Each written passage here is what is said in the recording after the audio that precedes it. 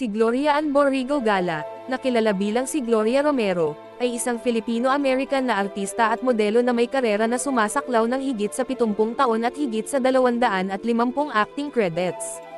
Tinukoy bilang First Lady of Philippine Cinema, kilala siya sa kanyang sopistikado at mahinhin na imahe.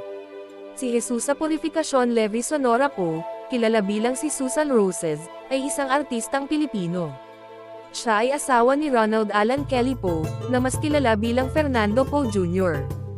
Si Susan Roses ay itinuring na reyna ng mga pelikulang Pilipino, at nagbida sa higit sa 130 mga pelikula at programa sa telebisyon.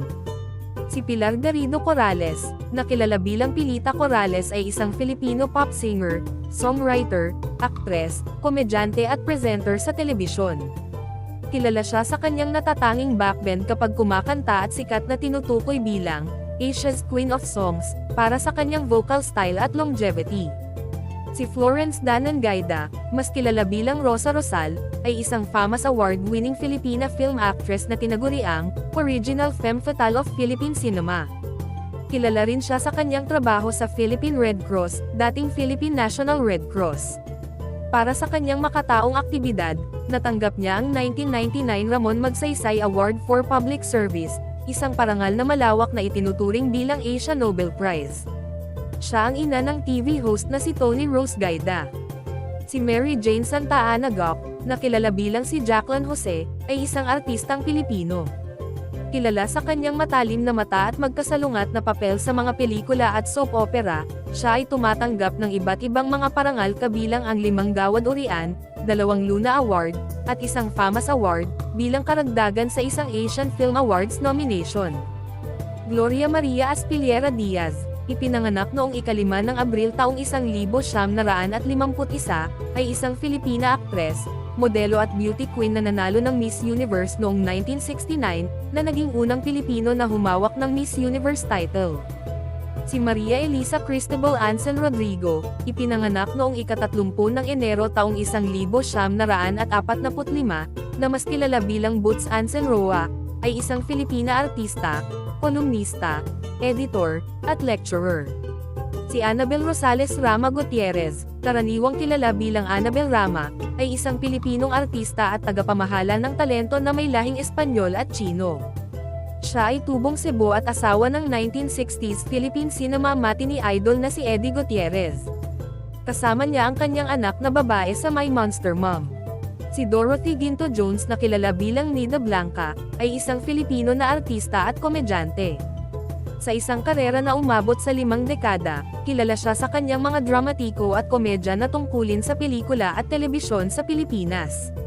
Pagkatapos pumirma sa LVN Pictures, nag-star siya sa mga pelikula noong 1950s, sa karamihan ng mga pelikula, kasama niya si Nestor De Villa. Mas lalo siyang nakilala sa sitcom sa telebisyon na John and Marcia, 1973 hanggang 1990. Natagpuang patay si Blanca sa Atlanta Center sa siyudad ng San Juan noong 7 ng Nobyembre taong 2001. Si Rosa Vilma Tuazon Santos Recto ay isang Pilipinong artista at politiko. Tinukoy bilang Star for All Seasons, kilala siya sa kanyang versatility sa pag-arte sa iba't ibang genre ng pelikula at telebisyon sa Pilipinas. Sinimulan niya ang kanyang karera bilang child actress sa 1963 na pelikulang Trudy's Liit, kung saan nanalo siya ng kanyang unang FAMAS Award, Best Child Performer. Nanalo siya ng FAMAS Award para sa pinakamahusay na aktres para sa kanyang dalawahang papel sa Dama de Noche, 1972. Ginampanan niya ang superhero na si Darna sa 4 na pelikula na nagsisimula sa Lipad, Darna, Lipad. 1973, Vilma Santos produced Pagputi ng Uwak, Pag-itim ng Tagak, 1978, which won both the FAMAS Award for Best Picture and the Gawad Urian for Best Film. Si Constancia Angeline Reyes Noble, na mas kilala sa kanyang screen name Connie Reyes, ay isang Filipino film at television actress, comedian, television host at producer.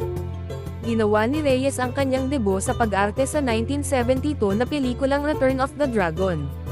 Siya ang naging pangunahing babaeng co-host para sa noontime variety show Student Canteen, 1975 hanggang 1982, at Itbulaga, 1982 hanggang 1991.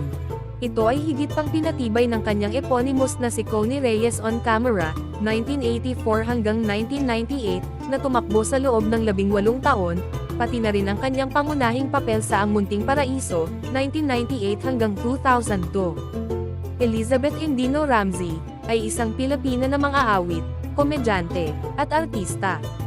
Sa halos 6 na dekada niyang karera, itinatag niya ang kanyang sarili bilang isang iconic showbiz personality at entertainer.